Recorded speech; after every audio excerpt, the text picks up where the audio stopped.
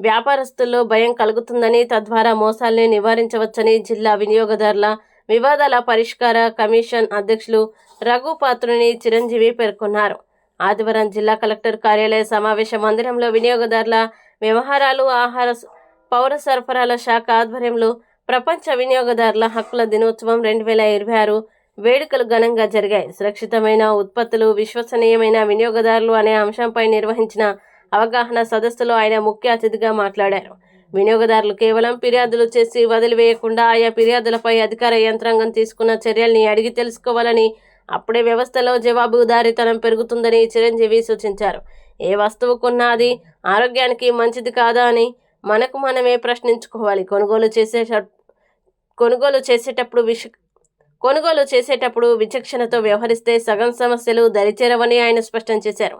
గత ఏడాది కాలంలో కమిషన్కి 500కు పైగా ఫిర్యాదులు రాగా విచారణ చేపట్టి 450కి పైగా కేసుల్లో వినియోగదారులకి అనుకూలంగా తీర్పులు ఇచ్చామని వెల్లడించారు.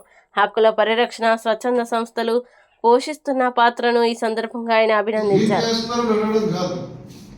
మేము స్పెసిఫిక్గా పలానా కంప్లైంట్ మా మండలం నుంచి పలానా దీని మీద ఇచ్చాం, ఏ యాక్షన్ తీసుకున్నారు అని అడిగితే అప్పుడు వాళ్ళకి రెస్పాన్సిబిలిటీ ఉంటుంది. మీరు ఏం చేస్తారంటే వాళ్ళు చేసిన డేటా చెప్తున్నారు. మీరేమైనా కంప్లైంట్లు ఇస్తే, ఇప్పుడు ఒక నరేంద్ర గారు చెప్పారు, ఒక స్వీట్ షాప్లో బాద్షా కొన్నాను, ఇంటికి వెళ్ళాక స్మెల్ వచ్చింది, తర్వాత బొబ్బట్లు కొన్నాను, ఇంటికి వెళ్ళాక స్మెల్ వచ్చిందని. మరి ఆ రోజే ఆయన కన్సర్న్ డిపార్ట్మెంట్కి స్పెసిఫిక్గా కంప్లైంట్ ఒక రిటర్న్గా ఇచ్చిండి ఈరోజు దాని మీద ఏ యాక్షన్ తీసుకున్నారని అడుగుంటే చాలా బాగుంది. కాబట్టి దయచేసి నిజంగా వాలంటరీ ఆర్గనైజేషన్స్ పనితీరు మెచ్చుకోదగింది, కానీ కంప్లైంట్ పబ్లిక్ నుండి ఎటువంటి అవేర్నెస్ లేదు వీటి మీద. నిజంగా మీరే వర్క్ చేస్తున్నారు, మీరు వర్క్ చేయటం వల్లే అవేర్నెస్ క్రియేట్ అవుతుంది, అది డెఫినెట్గా అప్రిషియబుల్. కానీ అట్ ది సేమ్ టైం ఒక ప్రాబ్లమ్ని ఫైండ్ అవుట్ చేసి స్పెసిఫిక్గా దాని మీద ఒక స్పెసిఫిక్ కంప్లైంట్ అనేది రైజ్ చేసి ఏం చేశారో ఇక్కడ అడిగారు అనుకోండి, అప్పుడు సమాధానం ఎలా వస్తుంది అనేది చూస్తే బాగుంటుంది. దయచేసి నెక్స్ట్ టైము మీరు కూడా కంప్లైంట్స్ రైజ్ చేయాలి. ఆ విధంగా మీరు రైజ్ చేయడం వల్ల ఇప్పుడు ప్రగతిరామోహన్ గారు ఒకటి అన్నారు, అన్నీ మనం ఏం చేసేలేం, ఒక భయాన్ని క్రియేట్ చేయాలి. ఒక భయాన్ని క్రియేట్ చేస్తే ఆటోమేటిక్గా ఈ తప్పు చేయాలన్న ఆలోచన తగ్గిపోతుంది. ఈరోజు మేము కన్జ్యూమర్, ఇప్పుడు మీరు ఎన్జిఓస్ కింద మీరు వర్క్ చేస్తున్నారు ఈ కాన్ఫిడెంట్ కన్జ్యూమర్స్ కోసం.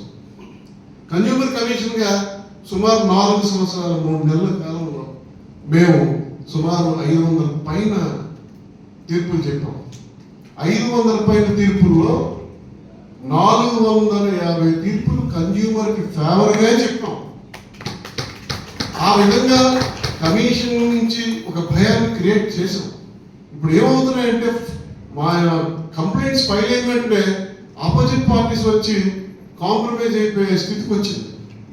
సో వర్క్ అనేది ఎలా ఉండాలంటే, మనం కన్జ్యూమర్స్ నిజంగా కాన్ఫిడెంట్ కన్జ్యూమర్స్గా మనం ఈ థీమ్ని ఫాలో అవ్వాలంటే వాళ్ళు ప్రజలు ఎవ్వరు ఈరోజు సార్ ఫుడ్ సేఫ్టీ ఈ ప్యాకేజ్ వాటర్ ఎన్ని నెలలు అండి ఉండాలి, బాటిల్లో చెడిపోకుండా ఉండాలంటే అలా దాన్ని చూసి చెప్పకండి.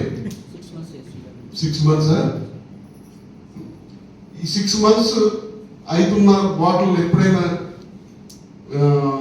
వాటర్ని కలెక్ట్ చేసి ఎప్పుడైనా శాంపుల్ కలెక్ట్ చేసి చూసారా, చెక్ చేశారా?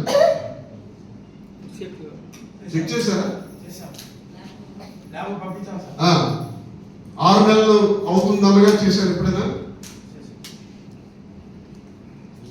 అసలు మనం ఇంట్లో 2-3 రోజులు వాటర్లో స్టాగ్నేట్ ఉంటేనే మనకి కంపు అయిపోతుంది, లేకపోతే ఇంకేదైనా బ్యాక్టీరియా ఉంటే అసలు ఈ బాటిల్లో ఉంటుందా లేదా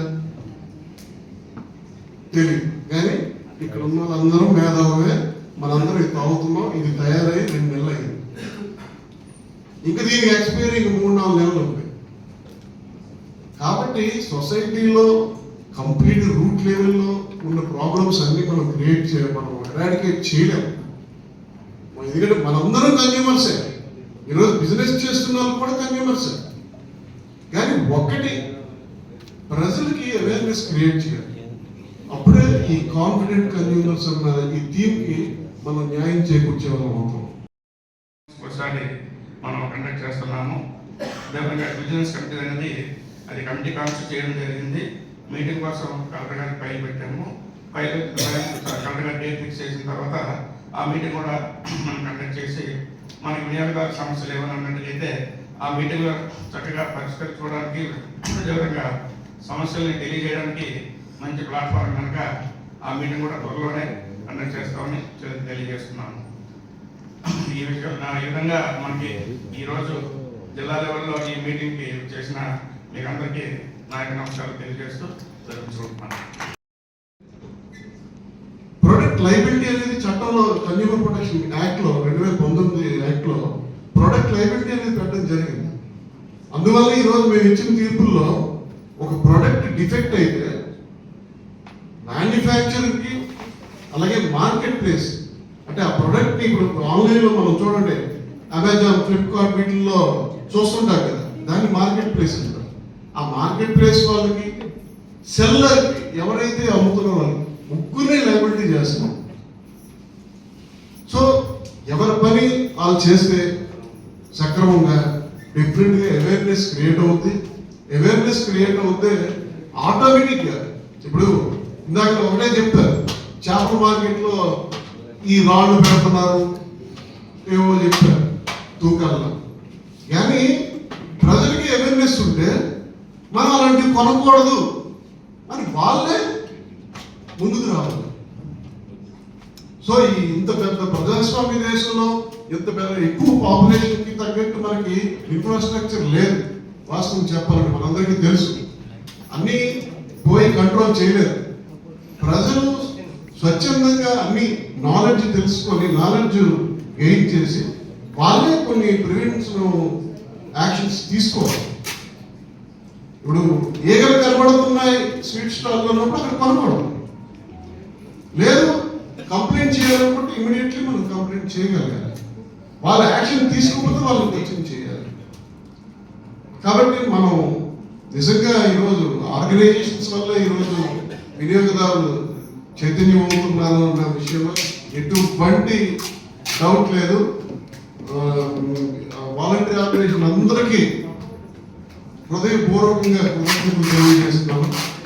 అలాగే ఇక ముందు ఈ సంవత్సరం అంతా ఈ safe products and confident consumers theme మీద అందరూ వర్క్ చేసి మంచి ప్రోగ్రెస్ తీసుకురావాలని కోరుకుంటూ అందరికీ నా ధన్యవాదాలు.